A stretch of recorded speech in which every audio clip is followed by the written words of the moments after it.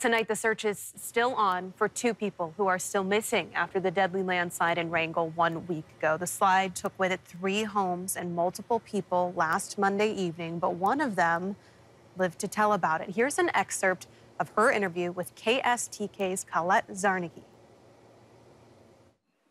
I heard this horrible noise, a very loud noise, and I recognized it. I've heard tornadoes and I've heard a mudslide before. I knew what was happening, but I didn't have any warning. I heard a noise, and suddenly I'm like a piece of weightless popcorn being tossed around all over the place and slamming into things and everything.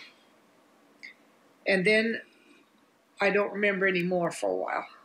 Apparently I was out for a little while.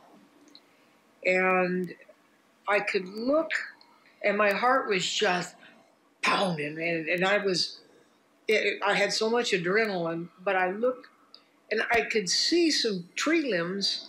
I was underneath this shelf edge that I figured out by feeling that it was part of the styrofoam roof of the house. And that's why the upstairs is important, because I was way up high. And it was canted at an angle. And then there was a bunch of debris piled right here, but there was just enough room for me underneath there. Now, at this hour, we know at least 4 of Christina's younger neighbors did not make it out alive. Those already found include 11-year-old Kara Heller, 16-year-old Mara Heller, their father, Timothy, who was 44, and their mother, Beth, who was 36, all of whom were killed in this massive landslide. Now, as I mentioned, 2 people remain missing. They are the middle Heller child, Derek, who is 12, as well as 65-year-old Otto Florschutz, who is the husband of Christina, the survivor from whom you just heard. And 1 week after this disaster, the search ongoing, but now in a reactive stage versus active, with a K-9 scent team now leading the way.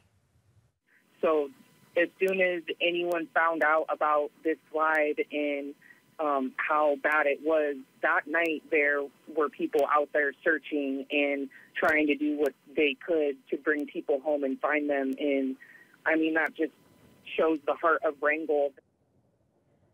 Now, as of tonight, the city and borough of Wrangell says power has been restored to South End residents, so some progress in the cleanup.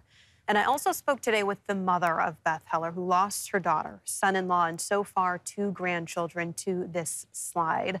She said she wasn't ready to provide an in-depth comment, but expressed deep gratitude for all of the work that searchers have done to help find her family members.